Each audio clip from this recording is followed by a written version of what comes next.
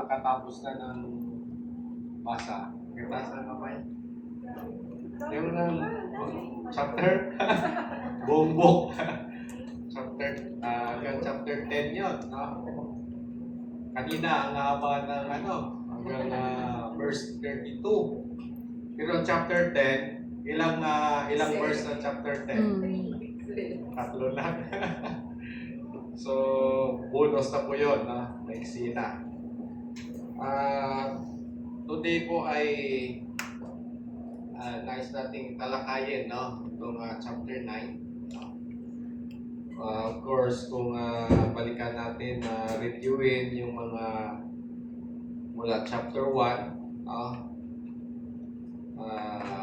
alalahanin lang natin, no, yung mga mga aral. Chapter 1 ay ano nangyari doon? Si Basti tinanggal at pinalitan ni Esther. Chapter 2,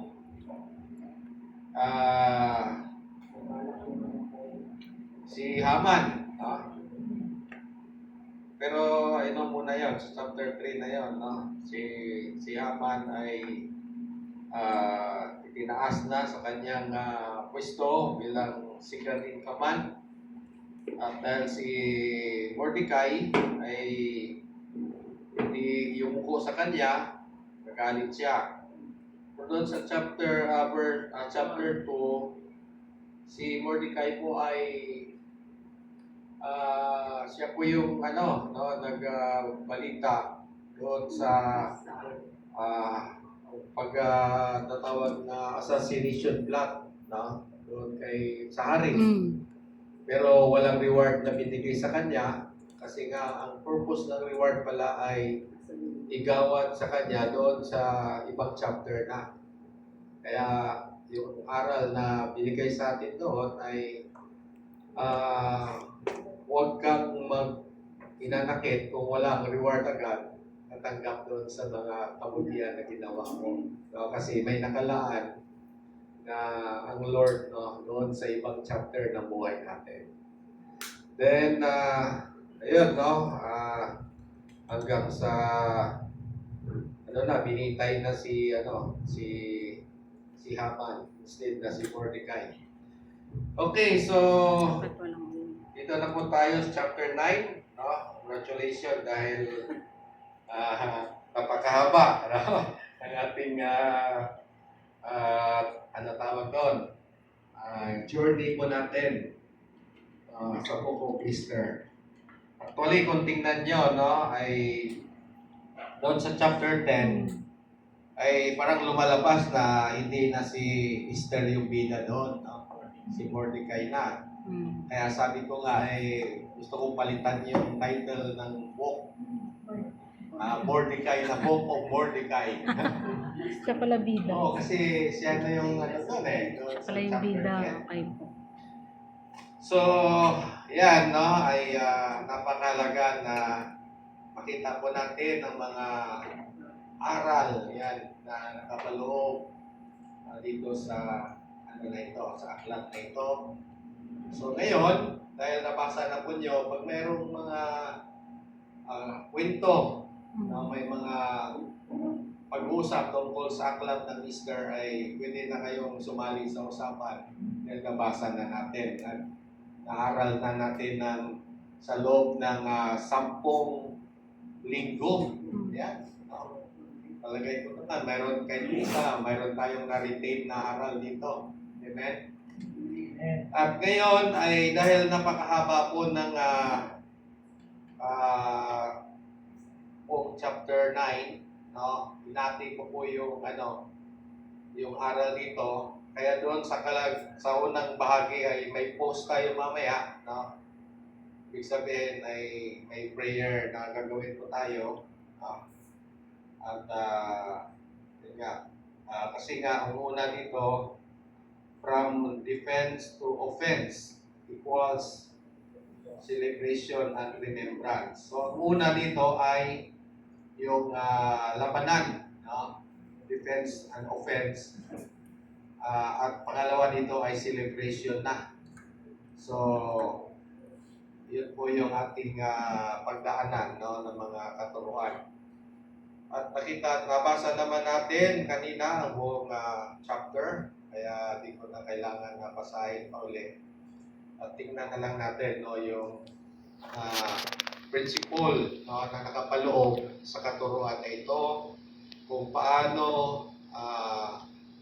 babaguhin, no, ang buhay natin sa mga aral na nakapaloob po dito. Okay. Ang title po, nilagay po natin ay From Defense to Offense Equals Celebration and Remembrance. At ang panukala ay alalahanin natin ang pagliligtas ng Diyos at gawing selebrasyon ang pag-alala sa kanyang katapatan. So dito ay laging binabanggit yung alalahanin, no? Mahalaga lagi yung history, di ba? Yung mga kwento ng nakalipas ng buhay natin. Kasi sabi nga natin, pag wala tayong kwento ay wala tayong Kwenta. ulitin natin. Ay, walang kwento, walang kwenta. Kwenta. So, at yun nga, yung mga kasaysayan din. Kaya kung wala tayong kasaysayan ay wala tayong May kukwento. walang saysay. Ulitin natin. Kung wala tayong kasaysayan ay wala tayong Yan. Yun yung mga natin, no? Mga tagline, no? Na gagamitin. Okay, ang layunin po nito ay makita kung paano ginawa ni Lord, no, ang plano ng kaaway para sa ikabubuti ng kanyang bayan. Kung paano dapat mag-celebrate ng victory na galing sa Diyos. So, ito, no, ito pa lang sa layunin, makita na po natin ang gawa ng kaaway. No? Parang ginawa rin ng kaaway sa Panginoon, di ba? Nung ang Panginoon ay ipako na sa krus, no? Tuwang-tuwa na yung kaaway. Akala nila ay magtagtagumpay na sila dahil mamatay na ang Panginoon. Wala nang kalaban, no? Pero yun na nga, yung pala yung ang kamagsak pala nila ang kamatayan ng Panginoon. Dahil nung siya ay mabuhay na maguli, no? At sumigaw ng nagtagumpay na victory, no? At doon na, sabi doon sa Colossus, ay ipinarada niya sa kahiyan ng dyablo, no? Doon sa kanyang pagkabuhay na maguli. Kaya, ayun, no? Gusto nating ipakita dito, no? Yung kahalagahan ng minsan ay ikatalo, pero in the end, no? Tayo ay magtagumpay. Okay, so defense to offense, leave no survivors. Yan. Ang tagumpay ng Diyos ay sabi dito kumplito, kaya dapat din nating ibuo ang pagsunod at pagpatay sa lumang buhay. So, may binanggit ito, no, yung pagpatay sa lumang buhay. Ibig sabihin ay yung aral na ito ngayon ay may kinalaman ito, no, sa buhay ng isang manampalataya, no, nung siya po ay hindi pa kakilala sa Panginoon. So ang araw sa kaganapan ng paghatol. Sabi diyan sa verse sa 1.1, no, walang natira, ang hatol ay kumplito. So ano yung ginawa doon sa paghatol, no, sa lahi po ni Haman, no? Yan sa verse 7 hanggang 10 hanggang 14. Pinatay nila ang 10 anak ni Haman at ipinitin sila. So dito, nabanggit kanina yung 10 anak niya. Actually si Haman ay doon sa chapter 5 or 6, no? Pinitay na siya doon, di ba? Instead na si Mordecai ang bitayin, ay si Haman ang napitay. At ang natira pa dito ay ang kanyang 10 anak. Ayan. So, pinatay sila. Then, next day, no, humingi uli si Queen Esther na yung bangkay nila, no, ay pinatay na, tapos ibibitayin pa. Parang double murder, no? Parang hindi na, kumbaga sa ano bang implication nun? Pinatay na, tapos patay, is na ilibing, ay binitay, para makita po ng lahat, no, na tapos na, no, ubos na lahat, no, ang kaaway. Wala nang natira. Yan. So, ano yung tingnan natin, pagtunan ng pansin, no? Dito, hindi tulad ng kay Saul. Yan. What happened, no? Ano yung papel na... Ayan.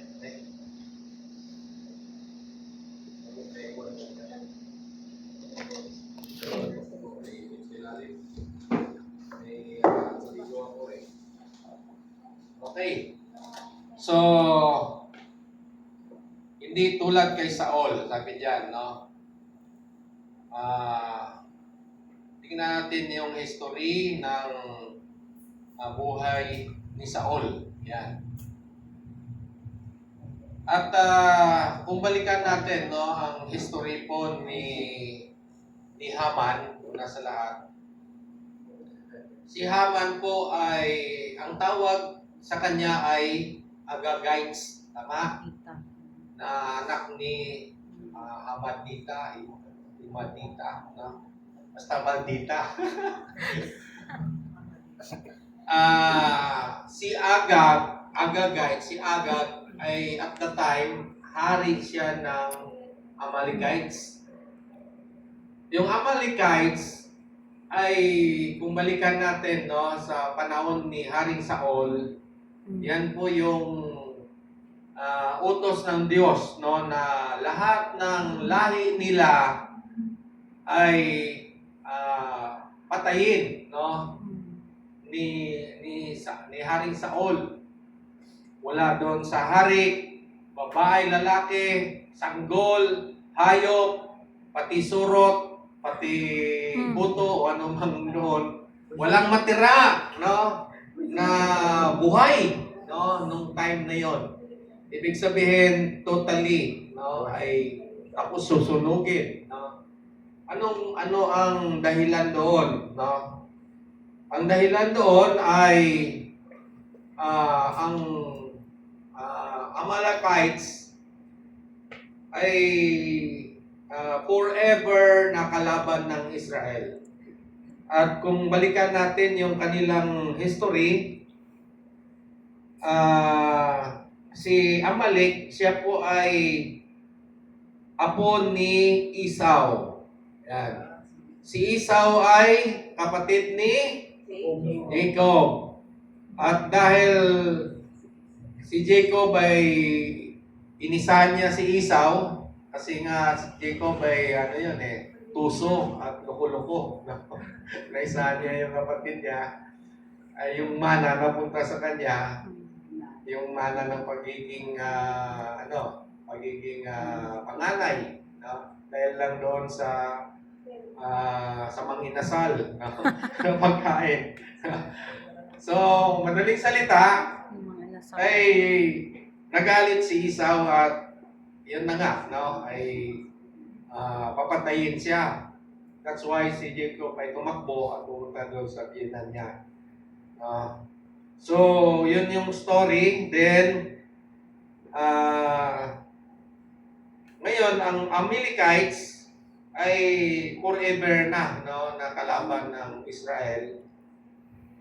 At nung ang mga Israelita ay pinalaya from Egypt, pagkaahon nila doon sa Red Sea, agad-agad na sinalubong sila doon sa lugar na tatawag na Rephidim, no, the Battle of Rephidim, na kung saan ay yung mga Amalekites ay nilabanan sila, no? At yun nga, si Joshua ang inatasan ni Moses na lumaban. At siya ni Moses, di ba, napunta sa bundok, mataas na dako, kama si Hor, saka si Aaron. At kung maalala po natin, habang tinataas ni Moses yung tungkod, nanalo po sila ni ni Joshua. Nangalay na yung kamay ni Moses, saka ganon. Pag binaba, natatalo naman. Pag itaas, nanalo. Pag nangalay, baba. So bandang huli, nagkaroon ng wisdom yung dalawa, nilagyan na ng bato. Tungkod, permina nakatayo. No? Kaya nananalo na sila forever, no? Doon sa kalaban, maghapon, magdamag, no? O maghapon. So, yun yung tawag na persistent prayer. Yan. Kaya maging persistent tayo sa panalangin natin. So, yun, unang laban po yun. At pagkatapos, sabi dito sa Battle of Hormah, no, sa Numbers chapter 14. Tapos sa Judges chapter 3, no, kasama ni Eglon of Moab, 18 years na labanan naman sa Israel. Then sa Book of Judges, kasama ng mga Midian, tuwing may harvest time ng mga Israel ay sinasalakay nila, no? Mga yun, Amalekites din yun. Then yun, sa panahon ni Gideon, yung Gideon 300, no? Yun rin po yung laban doon. Then, yun nga, ito na ngayon sa panahon ni Saul. At what happened, no? Sa panahon ni Saul, ay i-preserve niya yung hari na si Agag at yung mga hayop na magaganda, no? Nasabi niya, ihantog niya. Pero yun na nga, ang purpose, ang command ay ubusin lahat. Kaya nga sinabi ni Samuel doon na obedience is better than sacrifice. No? Then, yun nga, nagpatuloy ang laban para panahon ni David at yung Siklag, no? Sabi doon ay yung lahat ng mga pamilya nila ay binihag ng mga Amalekites, no? Doon yung time na nais silang patuwin si David. And yet, no, ay na-recover nila. Then ito na, no, kay Esther, si Haman the Agagites. Yun. Kumbaga si Haman ay descendant, no, nagmula kay Agag, no? At what happened sa 1 Chronicles chapter 4 verse 42 ay naubos sila doon sa Mount Seir, no? Pinatay ang natirang lahi ni Amalekites. So doon lang siya natapos, no? Ubos na yung lahi nila. So gusto nating tingnan, no, kung ano yung kahalagahan, no, ng story na ito in connection dito sa katuruan na ito, no, na pinano sa atin. So sabi diyan sa 1 Samuel 15:9, nagtira si Saul kay Agag, at doon naman sa Esther chapter 9, walang tinira ang mga Hudyo kay Haman na Agagites. So anong resulta? Dahil doon sa kagawan po ni Saul, nawala ang kaharian niya, no? Nawala sa kanya. Pero ang nangyari naman dito kay dito sa mga Hudyo, victory plus rest plus Purim. Yan. Purim kasi ay remembrance po yan. Nawala ang kaharian niya. Pag-alaala sa ginawa ng Diyos sa kanila. Then dahil ito ay hatol ng Diyos, sabi doon ay utos kay Saul, wasakin mo ang Amalek, huwag magtira. No? Si Haman na Agagite ay lahi ng kaaway ng Diyos. So, pag may tumira o may tinira ka sa kaaway, babalik at sisirain ka ulit. So, Ang lesson dito, no, gusto nating tingnan na kung mayroong mga kalagayan o isang kaaway, no, na gumagawa. Halimbawa talagang mula, no, sa kaaway ay sabi dito ubusin lahat. Okay, i-link po natin sa New Testament. Sabi diyan, ito mismo yung sinasabi ni Pablo sa Romans 8:13. Kung sa magitan ng Espiritu ay pinapatay ninyo ang mga gawa ng laman, mabubuhay kayo. Kaya, sabi sa Colossus 3:5, patayin ninyo na ninyo ang anumang makamundo sa inyo. Yan. Kasi nga, doon sa Galatia, nakalagay rin doon na yung spirit and flesh fighting together. No? Kaya sabi doon, hindi nyo magawa ang dapat nyo gawin dahil ang espiritu ay kalaban sa laman. Kaya nga, ang solusyon, patayin nyo ang gawa ng laman. Para hindi na makapanaig pa laban sa espiritu. Nalalaban nyo yung labanan ng puti na aso at saka itim na aso. Sino manalo sa dalawa?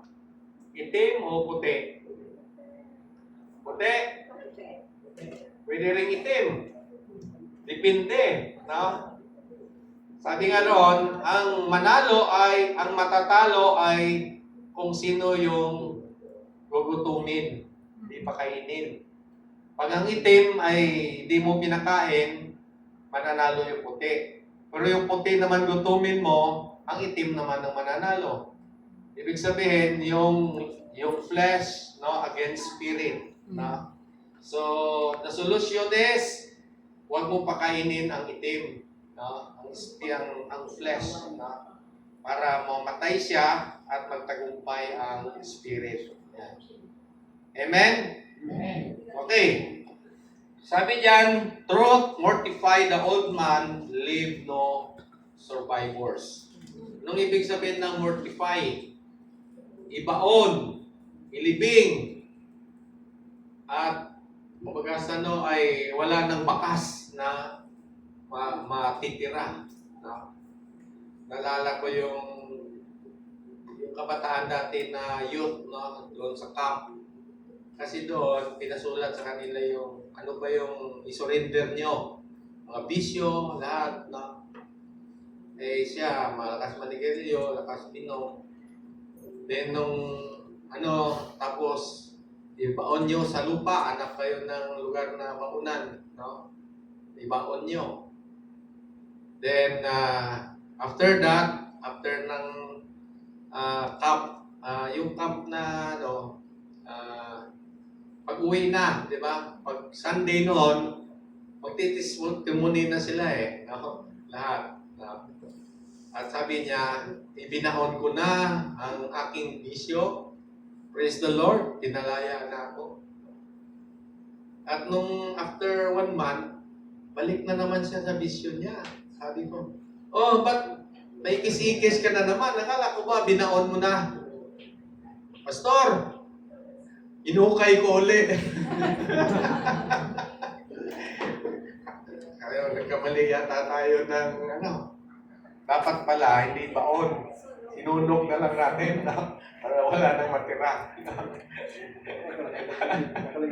Leave no survivors.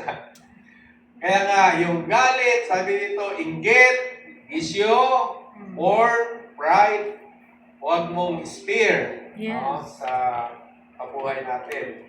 Pag tinira mo yan, sabi niya, siya ang titira sa iyo at sa pamilya mo. So, dapat walang itira tayo. Ito yung isang illustration niya, parang damo, pag hindi mo binunot, pati ugat, tutubo ulit. Kailangang ibaon, patayin, sunugin, para walang sisibol. Parang iakrot, no? Wala nang matira, ugatin mo pa, no? Kasi pag may natira, pagdating ng kung tag-araw ay hindi mo makita, pag tag-ulan, sisibol yan uli. No? So, yan ang example po ng kasalanan sa atin. So, the three application, no, mortify like the Diyos, sabi diyan, diyan sa Esther chapter 9, kill the sons. Yan. Patayin ang ugat ng kasalanan. So, ayon doon sa Romans 8:13. Then, don't take the spoil. Huwag makinabang sa kasalanan. Kasi yung mga ari-arian nila ay mayroong bahid, no, ng kasalanan, hindi nila kinuha. Then, celebrate Purim. Alalahanin ang deliverance, yung pagpalaya sa kanila. So, points to ponder. Natingnan natin. Saul spared Agag. Then the Jews didn't spare Haman. Sabi diyan, partial obedience, kagaya nangyari kay Saul, total defeat. Ibig sabihin ay, pag sumunod tayo, dapat total obedience, no? Walang partial. No? Then, total obedience, total victory. So, ang command ay patayin lahat. So, pinatay nila Haman, no, ang lahi po ni Haman, pinatay nila Mordecai lahat, walang itinira. Hindi ko lang alam kung may asawa itong 10 anak nila hindi na banggit, no? Kung mayroon, di may apo pa yun. Pero ang pinatay dito yung 10 lang no? Pero gusto nating tingnan dito yung principle na dapat patayin lahat, no? Wala nang itira. Sabi niyan, you can keep the old life and live the new life. So hindi pwedeng manatili, no, dating buhay natin at sabay-sabay sila, no, doon sa bagong buhay. Sabi nga ng Panginoon, no, yung old wine skin ay hindi pwede lagyan ng new wine. Ano mangyari? Mapunit, no, yung old wine skin. Kasi nga, ang old wine skin, meaning to say ay ano na yan, no, marupok na, no. Kasi doon sa practice ng Israel, ang nalagyan ng alak kasi na wine ay yung wine skin. Siyempre, parehas pang fresh, bago yun, no? Pero pinipreserve nila ng matagal na panahon, minsan taon pa. So meaning to say, ay magiging ano na yun, no? Ano tawag doon, yung matagal na? Masarap na yun pag matagal na Bangal. Maging bahal na.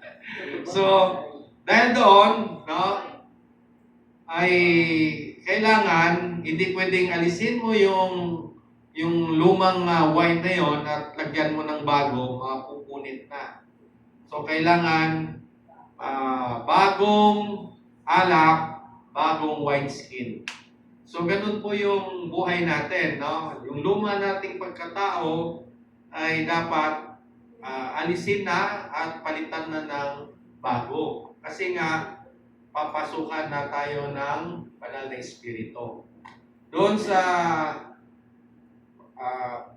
Korinto, no, sabi doon, the old has gone, the new has come.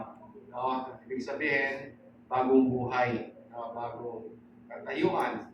So yun yung principle dito. At yung sinasabi rin ni James na hindi pwede na ang bukal na tubig ay labasan ko ng tubig alat at tubig tabang. No? Kailangan kung tabang siya, tabang lang. Kung alat ay alat lang. No? So, ibig sabihin ay kailangan isa lang, no, ang manaig, no, sa buhay ng isang manampalataya.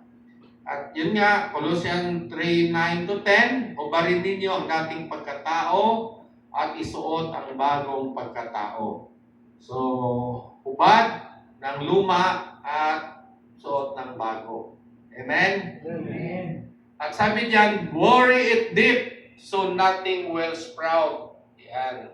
Yung kasalanan, ilibing mo, itago mo, huwag itira para yung new life na galing kay Kristo ang sisibol.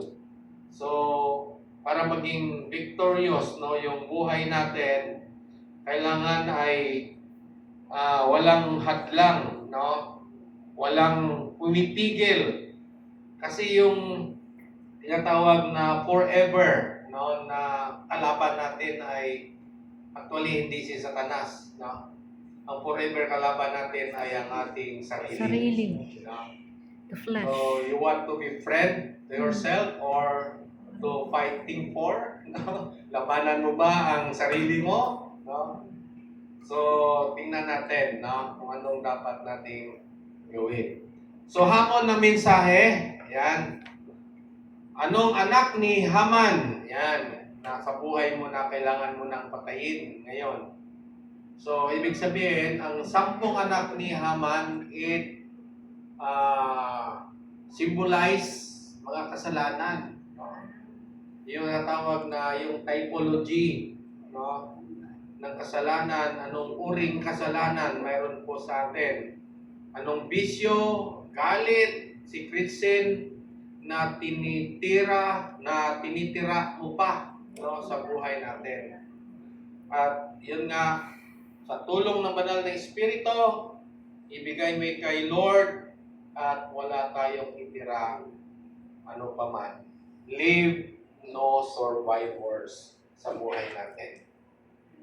This morning, bago tayo magpatuloy, nais nating manalangin muna in this area, no, of life natin. Baka mayroon pa tayong hindi sinuko at ibigay sa Panginoon, hindi natin kaya, struggle, no? Nakipaglaban po tayo. We have battle against flesh, battle against worldly life, a battle against the satanic oppression, lahat pong yun, no? Makipaglaban po, no, ng diablo sa atin. We want to overcome, we want to be a victorious Christian in this life. Tayo po yung sandali yumuko, tayo po saglit ay manalangin. Yes, Lord. Thank you, Father. This very moment ay patuloy na nangungusap ang banal na Espiritu sa atin. Anumang bagay na natira pa sa atin, hindi natin sinusuko. Naging manampalataya tayo ilang panahon na, pero meron pa ring umahadlang sa atin upang magawa po natin ng kalooban ng Panginoon. May mga bagay na gumagapos sa atin, mga tanikala na ito ay nais ng Panginoon malagot sa buhay natin at tayo ay sumigaw ng kalayaan na kaloob ng banal na Espiritu. Marami tayong kabigatan sa buhay. Marami tayong mga pinagdaanan ng mga pagsubok na napakahirap lampasan. Pero mayroon tayong Diyos na masigit sa mga pagsubok sa buhay natin. Oh yes, Lord. Father, thank you. Sa bawat isa nandito, Panginoon, nakita mo ang puso namin, ang kaisipan po namin, kung paano sa panahon ni Joshua na mayroong isang nagtago, Panginoon, ng mga samsam nila, O God, na si Akan. Hindi alam ni Joshua, ngunit nilantad ng Diyos. At sa panahon na yon, the Lord ordered na lahat ng lahi ni Akan ay patayin. Leave no survivors. Sanhi ng kasalanan. Anumang umiiral na kasalanan sa ating buhay, sa ating pamilya, atin itong isuko sa Diyos, ating surrender, at atin itong pagtagumpayan, anumang pagkakataon sa buhay natin.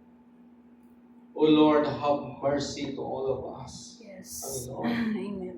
Di namin kayang baguhin, di namin kayang mapagtagumpayan anuman ng mga pagsubok at mga kasalanan ng natira sa buhay namin. Lord, sa magitan ng iyong kamatayan sa krus, kami ay nagsigaling sa iyong mga latay, mga sugat, at sa magitan ng iyong dugo na bumuhos, Panginoon, ay nabayaran ng aming kasalanan. Yes, Lord. Salamat, Panginoon, sa katagumpayan. And the victory, Panginoon, pagkatapos na ikaw ay mabuhay na maguli. Kaya, Panginoon, salamat o Diyos sa bawat isa. Panginoon, sa mga sandaling ito, muli aming sinusuko anumang bagay sa buhay mo namin. Thank you, Father. Aming pong sinisilyuhan, Panginoon, ang panalangin na ito na ito, God, ay maging silbing covenant sa araw na ito, sa oras na ito, na kami nagpasya namin ng isuko anumang bagay na hindi naisuko at kalugod-lugod sa iyo, Panginoon. This is our covenant in the name of the Father, of the Son, and the Holy Spirit. Amen. Okay, patuloy po tayo sa second part po natin, celebration and remembrance. Katapos po natin mapagtagumpayan, no, yung labanan ay celebration na. No? Sabi dito, pagkatapos ng araw ng matinding labanan, ang naging resulta, ano po, ay ang araw ng tagumpay. Yan. Sabi nga, no, doon sa tuwing celebration, no, ng Purim, every year na ginagawa, sabi doon ay binabasa yung buong aklat ng Easter, no? Chapter 10, nabasa sa kanila. Once na nabasa yung bahagi na doon si Haman, sumisigaw yung mga audience. Sabi nila, ang sigaw nila ay, patayin! Patayin!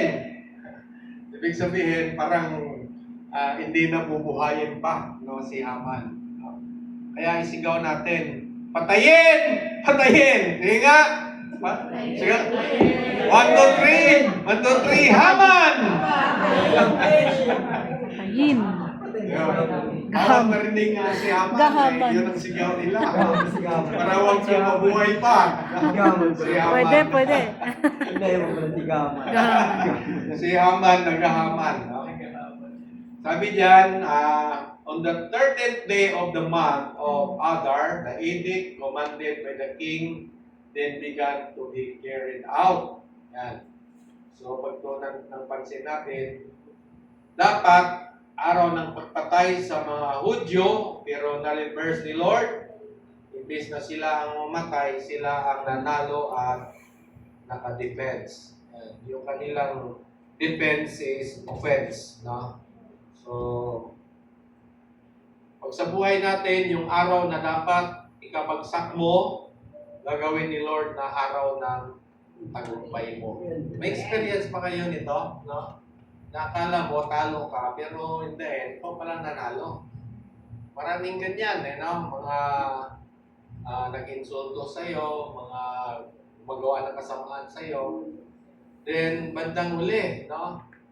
Hindi mo bukat makalawa, ano nangyari sa kanila, no? Na hospital. Yung iba, namatay. Ayun. Kaya nga, sabi nga ni Lord, huwag kang gaganti, no? Ako ang gaganti para sa iyo. Kasi pag ginantihan mo na yan, ay ano na nangyari, no? Wala nang gagawin si Lord doon. Ginawa mo na yung part ni Lord no? So, Sabi diyan, Romans 8:28, sa lahat ng bagay, gumagawa ang Diyos para sa ikabubuti. Kaya minsan yung mga sitwasyon sa buhay natin, talagang masama ang sitwasyon, mga pagsubok, whatever na pinagdaanan natin. Pero in the end pala, all things work together for good. Naibento ko naman yung hari na dati, di ba? Ay yung alalay niya. God is good all the time, di ba? So what the enemy meant for evil, God turns for good. Parang doon sa panahon ni Joseph, di ba? Yung mga kapatid niya ay siya, no? Gusto siya patayin, bininta na lang at hanggang sa napunta siya sa Egypt at naging prime minister siya doon, no? At ang sabi ng kapatid niya, mamatay yung tatay, sabi niya, itong si Joseph, gaganti na ito sa atin, wala na father natin, no? Pero sabi ni Joseph, you meant it for evil, but God meant it for good. Kaya maraming reversal, no, na nangyari, no, sa buhay, no. Basta lang tayo, nasa tama lang tayo, di ba? Sa panig lang tayo ng katotohanan at of course bilang mga anak ng Diyos. So, ang araw ng kapahingahan, yan, katotohanan. They rested and celebrated with feasting and joy. Yan, doon na, nag-celebrate na sila. Katapos ng matinding labanan, matinding pagsubok, ay, nag-enjoy na sila sa buhay. Ano ngayon yung sitwasyon natin? Marami ba tayong pagsubok pa? Nasa anong chapter pa kaya buhay natin ngayon? Dito dapat Tulala. chapter ano ka pa? Chapter 5. No? Drama. So kasing chapter 9, saka last second part, no? Ay celebration and feasting and joy na. Hirap din ang buhay, di ba? Sa umpisa. Kaya nga, kung walang hirap ay walang ginhawa. Ulitin natin, kung walang hirap, Walang ginhawa. Tama. Totoo po yun, no? Kahit saan principles, no? Ay applicable po yan. Sa umpisa talagang pagsubok, hirap, no? Then in the end ay celebration. Ako nung sa barko ako, yung unang isang taon ko noon, talagang nahirapan ako dahil bago lang. Yung alon pa naman ng lalaki, no? Kaya talagang minsan di ako makakain, susuka ka talaga lahat ng kinain mo, no? Tapos bandang huli wala ka nang hindi ka na makakain, nasuka mo lahat ng kinain mo, ay ang sunod na isuka mo yung kulay green, no? Kulay green. Ngayon, bandang huli wala ka nang isuka na kulay green, ano nang sunod? Dugo na. Ang suka ko, dugo na. Matindi. No? Pero nung makalipas ng ilang panahon, wala na. Sisiw na sa akin yung mga alon. No? Maglakihan pa kayo dyan. Wala nang no? Pwede pa akong kumanta ng Praise the Lord, Hallelujah. No? Kasi nga, napagtagumpayan ko na. No? Kahit na maalon, masarap ang kain ko. Hindi kaya nung umpisa. So, gano'n din minsan, mga pinagdaanan natin, hayaan mo lang na dumaan, huwag mo lang tambayan. Amen? Amen. Kasi minsan, tinatambayan pa ng iba. No? Dapat, hayaan mong dumaan. No? Daanan mo lang. So, after ng laban, nagpahinga at nagdiwang ang mga udyo. Then, pagkatapos ng battle, may rest is si Lord. Pahinga na. Hindi lang tayo tinawag para lumaban, sabi niya, tinawag din tayo para mag-celebrate ng victory. So, ibig sabihin, ang buhay Kristiyano ay hindi lang hirap lagi, no? Kundi meron ding ang buhay Kristiyano ay masayang tunay. Amen. Amen. Pero hindi naman masayang tunay lang lagi, no? Meron ding mga balanse lang po yun, no? So, God gives victory, then give rest. Yan. So, ang araw ng pag-alaala sa Purim, yan.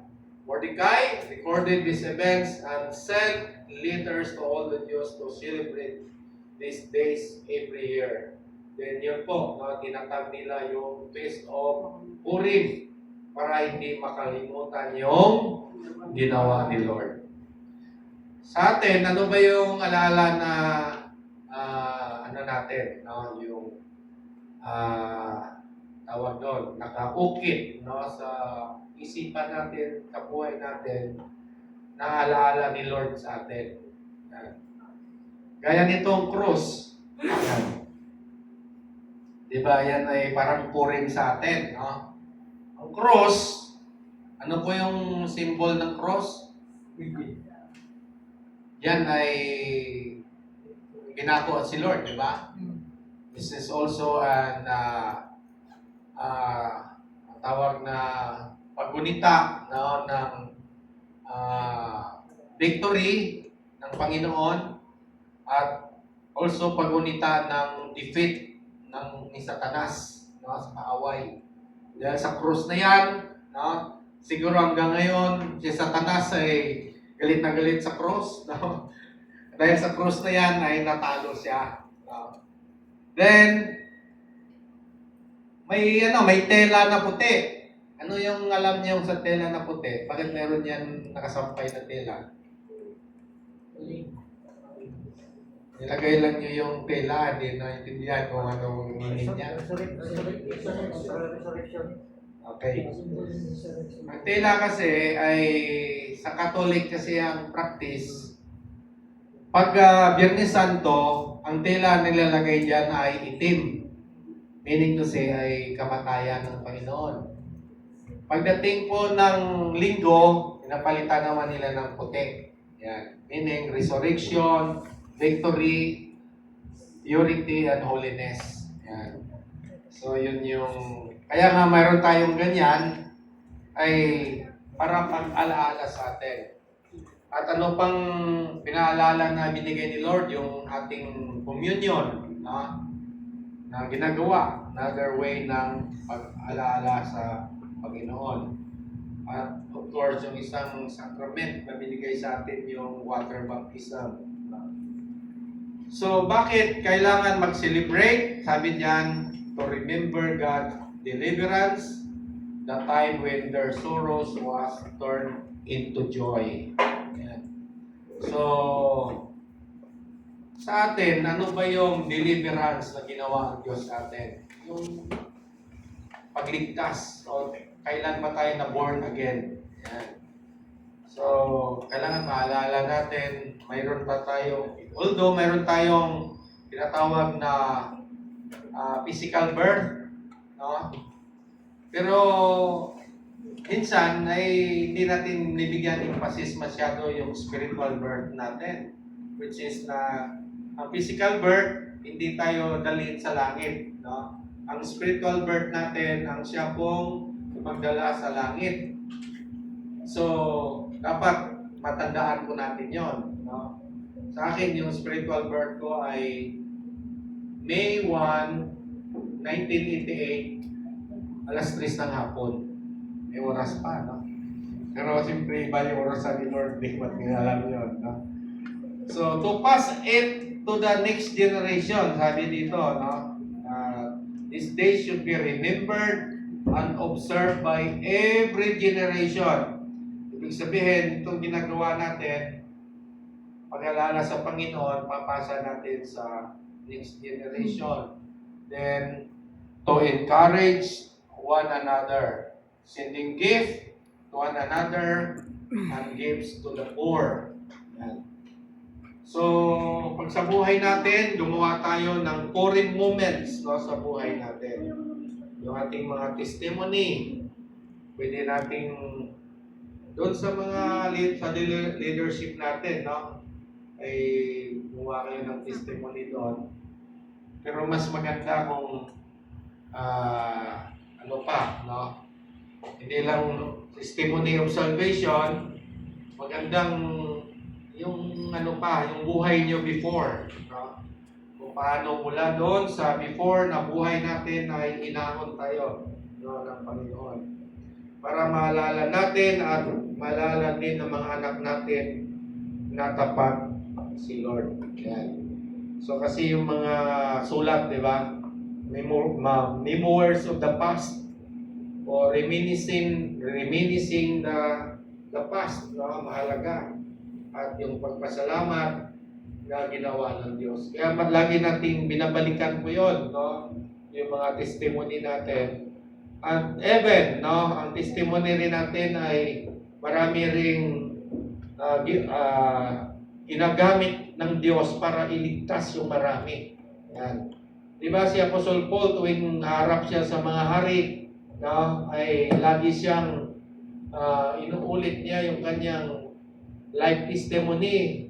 On the way to Damascus, mahal na hari, ako ay nagpakita ang Panginoon sa liwanag, no?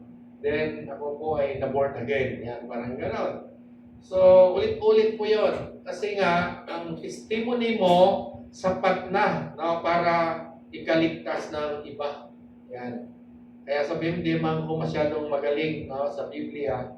Pero ang tunay na Biblia ay ang buhay mo na binago ng Diyos. Amen? Amen. Sabi nga ng ano ba yung translation ginagamit, yung magandang translation na gamitin sa Bible? Mayroong mga Good News, may NIV, King James. O ikaw, anong version ang ginagamit mo? Sabi niya, ang ginagamit ko ay my mother's version. Bakit? Kasi nga, ang mother ko, hindi lang basta binabasa ang Biblia, nakikita ko na ipinabubuhay niya ang salita ng Diyos. Yan. Kasi pwede kang magaling sa Bible, no? Pero hindi naman nakita sa buhay. So, don't just win the battle. Sabi diyan, remember the battle. Yan. Laging alalahanin, no? Nagkwentuhan kami ni sabi namin, merong dalawang pamilya na hindi,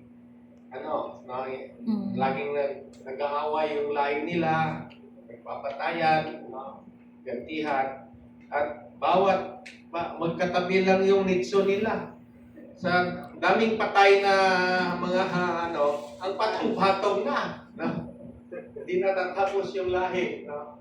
Kasi nga, yung ugat, no? Hindi po na lutas. Kaya, yun nga, yung cross na yan, no, ay nagpalala sa labanan at nagpalala rin ng tagumpay sa laban. So sa atin, bilang mga manampalataya, ang cross ay symbol of victory, no, and death of the enemy. Yan. So, conclusion natin, the enemy's death become our death. 13th of Adar, dapat death ng Hudyo, naging victory death natin. Yung death na kinatakutan mo, gagawin ni Lord na death ng iyong breakthrough. Yan. Amen? From mourning to dancing, from sorrow to joy, from mourning to celebration. Si Lord ang magaling mag-convert ng luha into sayaw. Yan. From mourning to dancing. Yan. Willing ba tayong sumayaw ngayon? Amen. Because God's victorious work sa buhay natin. So, celebrate so you won't forget. Kaya may Purim para every year maalaala si Lord ang nagligtas sa atin. Amen. Praise the Lord. Tuwagin natin yung musician natin.